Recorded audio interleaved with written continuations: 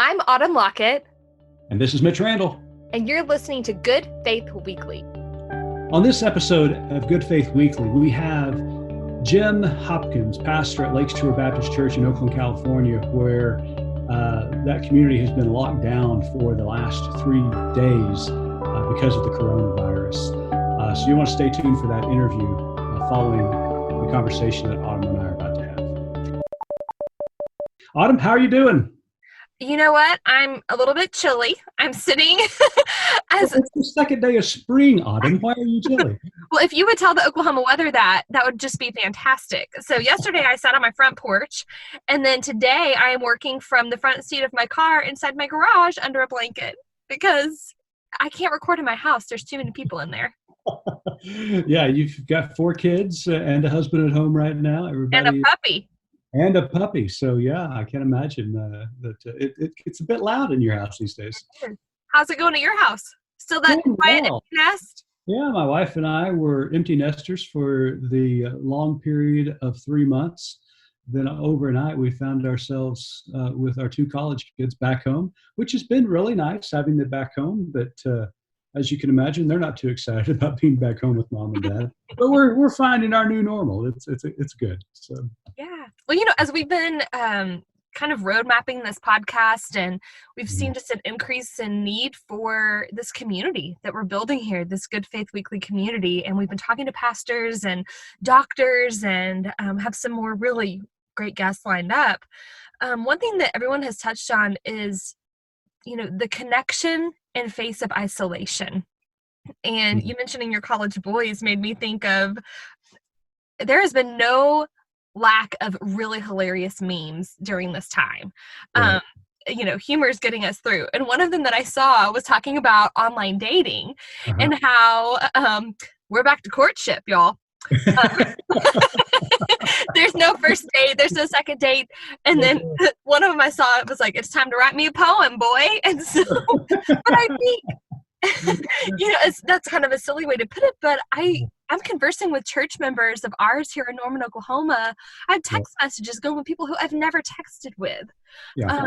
And it's that's one of the things that really is amazing about this current crisis, that we are finding ourselves in isolation. So we all need community, even those who are self-prescribed introverts. We need some kind of contact. And so being able to get out to people and to visit with them, whether that's on social media, whether that's a phone call, a text, or, God forbid we even write a letter these days. I know that's way back in my day. But we do crave this. It's been interesting to see, like you said, it's really kind of rekindled the way we communicate with one another in a more frequent manner. Yeah, absolutely. I know we've started sort of a conversation piece around kind of that good faith community. There's a new Facebook group instead of a page where people can talk about good faith gatherings.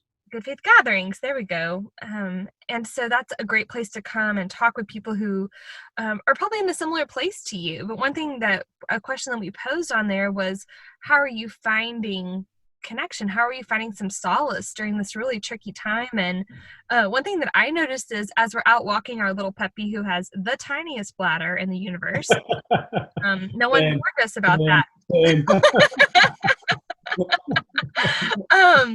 People who I usually just kind of like glance at and keep walking, or maybe wave or do a hand nod, or, a one finger kind of wave. We're doing a 6 feet away, but like a true conversation. People are just craving that connection. And I think this is a real chance for, people of all, of a Christian faith to really be there for other people. We're hearing from churches all across the country about congregational mobilization and younger members going grocery shopping for their older members and setting those groceries outside of their homes. We're just seeing people check on one another routinely. And that is such a positive thing to see. It's really the church being the church. And so, as dark and as bleak as this current crisis is, there are beacons of hope that are emerging throughout this, and those should not go unnoticed. The Right. human spirit is an incredible thing to see when it flourishes as it is right now, even in the midst of dark times. Yeah, absolutely. And I think none of us really know what's going to happen. There's a lot of questions. I know, we talked to Dr. Hefner. He mentioned checking at, the cdc.gov website to make sure you're apprised of everything that's going on, but none of us knows what's going to happen next with this. And I think just making sure that we're taking care of people, that we're being our best selves, that we're taking care of each other, Mhm. is just so important. That's basically all we can do right now. That's not, I mean, that is not all we can do, but also because there is this big unknown about how this virus is going to continue to spread and how many people are already infected by it that aren't showing symptoms. Dr. Anthony Fauci has often said, as well as other experts, such as Dr.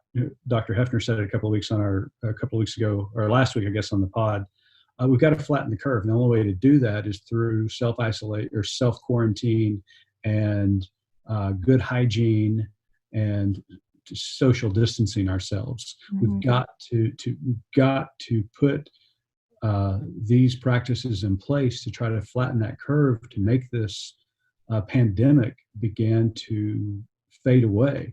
It's not going to totally go away, obviously, but we can slow it down immensely. Yeah. And we're just going to continue to hit on that, beat that drum, I guess I should say, of stay safe, stay quarantined, give this thing 2 to 3 weeks so that we can flatten that curve. I mean, because this is really, really a serious situation. And when I see photos that were coming out of Florida this week of spring breakers on the beach, it just infuriates me. Yeah.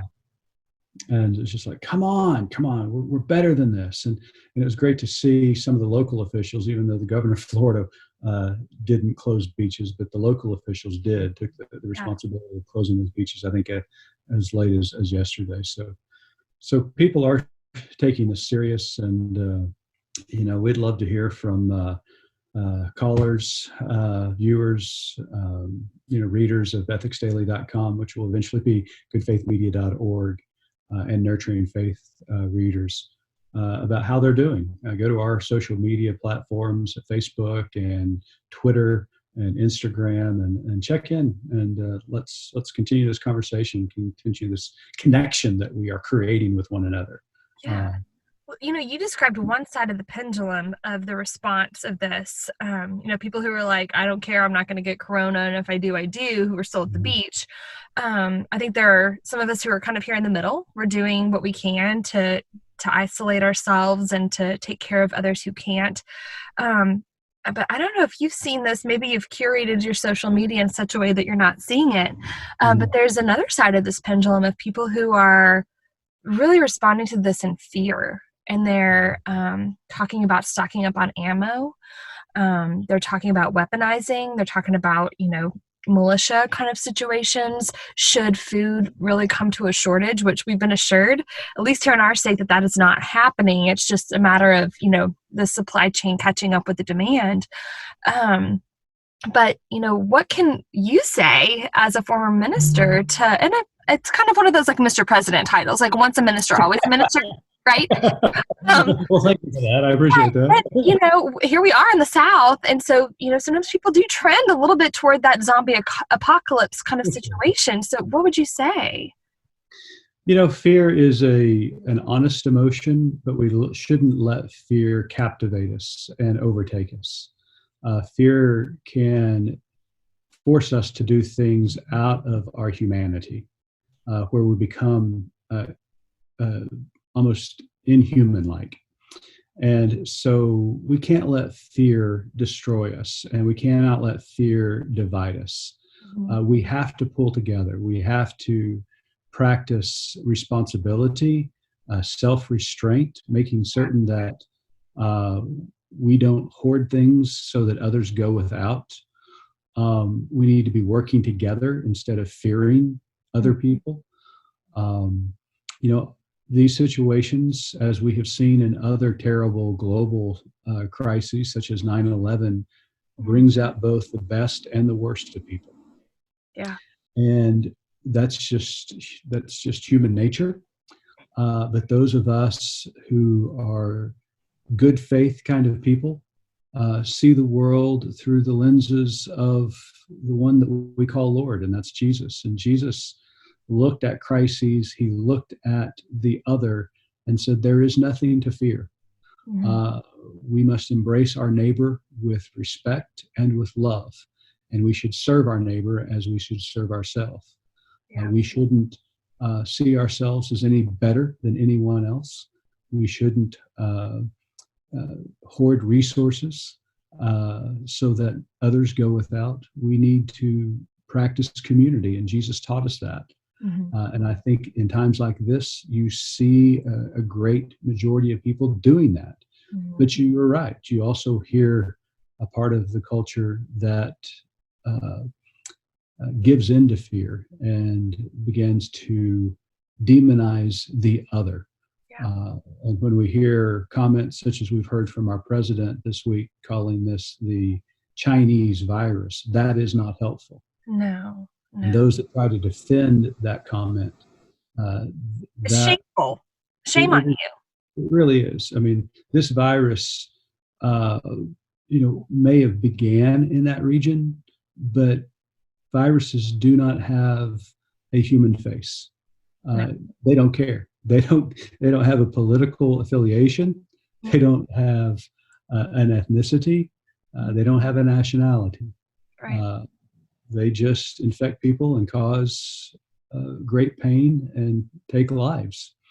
And so when we're trying to unite the world, when we're trying to bring people together, language such as the president has used and other people have used to defend that kind of language, it has no place in a decent and civilized world. And it is shameful. You're right. Yeah, it is. Well, it's been a heavy topic today. It has been a heavy topic, and it's heavy times. But as we're going to be hearing from Jim Hopkins later on in this pod, and then some of our other interviews coming on this week. We've got scheduled Ellen DeJosia from First Baptist Church, Jefferson City, Tennessee. We've got some other invitations out that we're hoping to hear back from soon. But there's some amazing stuff going on across the world. And people are, the human spirit is resilient, and their resolve is impeccable. And we're going to get through this. Yeah, we are. We're going to cry together, and we're going to laugh together. And in the end, we're going to experience resurrection like we've never experienced it. And I can't wait for that day to come. Absolutely. And we've got a guest coming up on our next segment. So stay tuned for Jim Hopkins. Are you looking for a new way to grow your faith? Nurturing Faith is offering 5 of their best-selling devotionals for only $12 for Good Faith Weekly listeners. Go to nurturingfaith.net to find hope from Carol Bozeman Taylor, John R. Roebuck, Blake McKinney, Michael L. Ruffin, and Merrill J. Davies. The books are all available in the bookstore section of the Nurturing Faith website. And now, back to Mitch and Autumn. Welcome back to Good Faith Weekly. This is Mitch Randall and Autumn Lockett. We have a very special guest with us today, joining us all the way from Oakland, California, the pastor at Lakeshore Avenue Baptist Church, Reverend Dr. Jim Hopkins. Jim, thanks for being on the show today. Hey, good morning. I guess it's a pleasure, but it's an honor. And Well, we know you and your 40 million cohorts out in California are really suffering the brunt of this current crisis we're facing with COVID-19. Governor Newsom, Gavin Newsom of California, issued an order for all Californians to shelter in place starting today.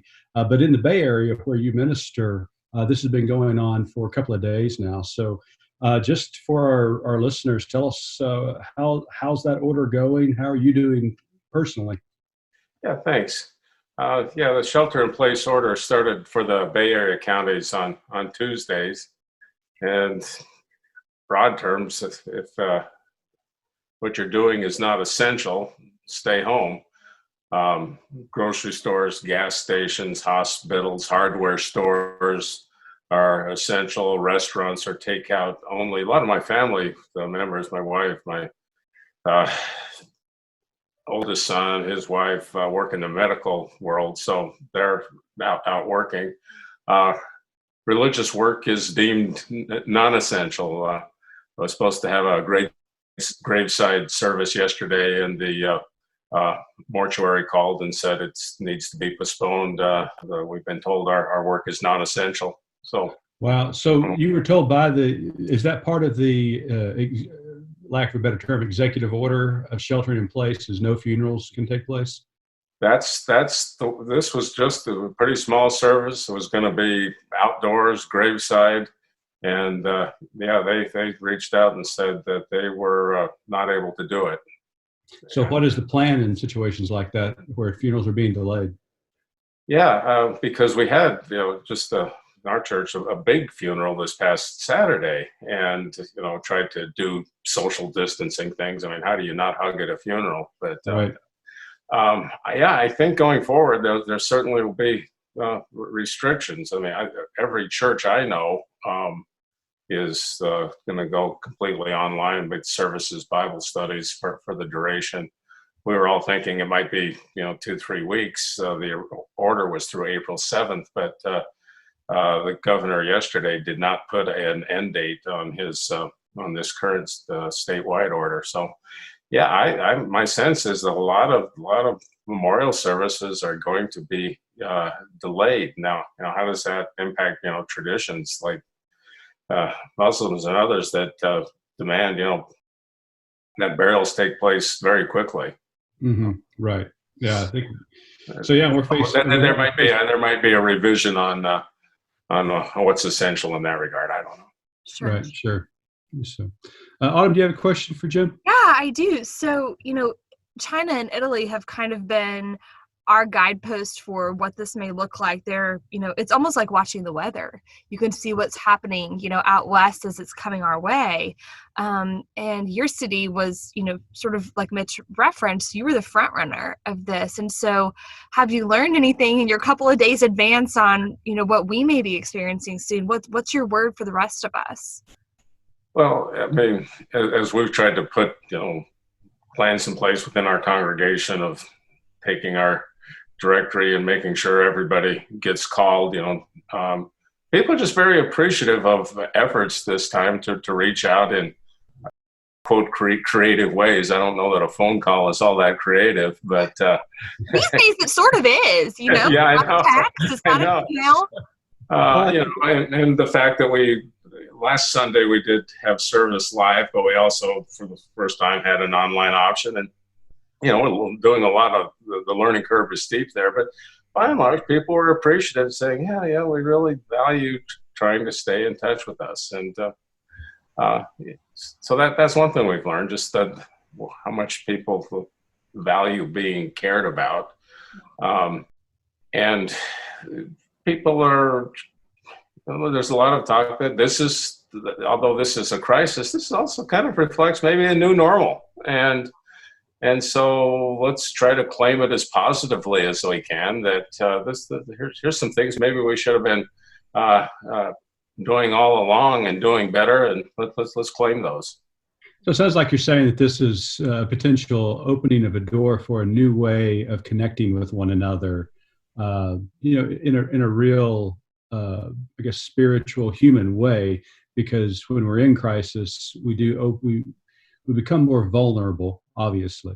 Yeah. And so we're open to connections and to communication and to relationship. Yes, definitely. And I don't want to overstate the pain that a lot of folks are facing from physical illness to economic crisis, but you're right. In crisis, we do become vulnerable and open to each other, to love, to caring, to the eternal. And in the face of this crisis, I mean, at some point, someplace in time, somebody built a church building for the first time and said, wow, that was new and different. and it became the normal. Right. And so, okay, so now we're creating these virtual communities, and 20 years from now, I don't know, we'll see. Yeah. But if we turn to God, where does God ask us to turn? And often it is to turn to the future. So. Sure. So Jim, how are you doing? I mean, you've been in your house now for a couple of days. How are you getting by? So Tuesday was the first day, and I was pretty much home. But I needed to go down to the church office to check some mail. And, we've got people that will be going by the church every day to check on things, to check mail, to prepare deposits, that sort of thing. And the first day, got word that the daughter of one of our older members, a longtime member, she was 95, learned her daughter had died.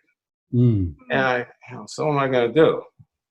So I violated the stay in shelter in place order and went and saw Doris. And I just said, what are you going to do? Talk to a grieving 95-year-old simply across the phone? That seemed like something a little more was demanded there. Tuesday night we had a Bible study and church council meeting online. That worked reasonably well. Wow. Wednesday, I'm sure I did some things. Thursday, I went to the grocery store for a little bit. And I've been trying to, where I live is real near East Bay Regional Parks with some wonderful trails. Sure. So I've been trying to get out every day for an hour on the trails, which is both a good spiritual practice. Now, you mentioned a moment ago that your kids are in the medical industry, and so they're having to go to work, obviously. Yeah. And from also what I understand, that you have two guests that are, or a few guests that are arriving at your house. Yeah. This is I've got four grandsons, two sets of brothers, 6 and 3. Oh wow! And so this is one set of brothers. And their parents live here in Oakland, and they work at the Kaiser Hospital. They're physical therapists, and so they've been scrambling since the school closures and everything. What to do, and they're piecing together childcare. And I'm usually not in the office on Fridays, so Friday we're going to have Hop Pop. That's what they call me, HOPPOP, Hop Pop Homeschool Day. And so we have a very demanding curriculum prepared. I can't wait to hear what that curriculum is, Jim. Let's put it this way: wiffle ball figures prominently. So I love it. That's great. Fantastic. Well, Jim, we appreciate you joining the show today. And from us at Good Faith Weekly, we want to wish you and all your fellow Californians the very best. These are hard days, but there is hope within these hard days and light within this darkness. So you certainly are sharing that. So we appreciate that. Yeah. I want to ask Jim our last question. Okay, yeah. So Jim, our motto at Good Faith Media is there's more to tell. And so we'd like to ask our interview guest, what is your more to tell? Oh, wow. I think that we human beings we're very, very complex. We've got the best of us comes out sometimes, and the worst of us comes out sometimes. But we are very adaptable. We can learn to do new things in new ways. There's a hymn writer, Carolyn Winfrey Gillette, has written a beautiful hymn about living in this time of health crisis, and she lifts up our call to embrace science, compassion, and justice. And I think if we can, more to tell are we still have a lot to learn on the ways of science, compassion, and justice, and the ways those intersect. That's a good word. That's a very. Thanks so much for joining us, and I hope Hop Pop School goes well today. Hey, be well, everybody.